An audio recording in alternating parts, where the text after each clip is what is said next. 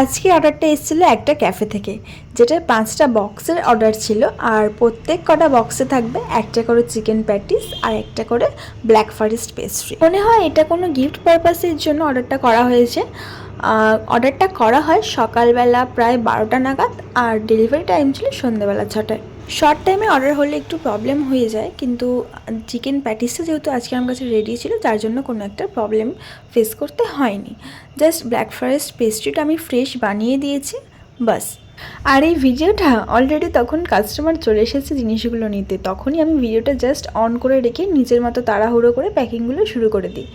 আর customer ততক্ষণ wait করেছিল, ততক্ষণ আমি প্যাকিংগুলো করে আমি হ্যান্ড ওভার করে দিই। এবার হয়তো অনেকের মনে প্রশ্ন আসতেই পারে যে এই পার বক্সের কস্টিং কত করে পড়ছে। এই পার বক্সের কস্টিং পড়ছে অনলি 60 রুপিস। এরপর যেরকম কাস্টমাইজ হবে সেরকম দাম হবে। চলো তাহলে আজকে এখানেই টাটা, আবার দেখা হচ্ছে নেক্সট কোনো দিন নেক্সট কোনো ভিডিওতে।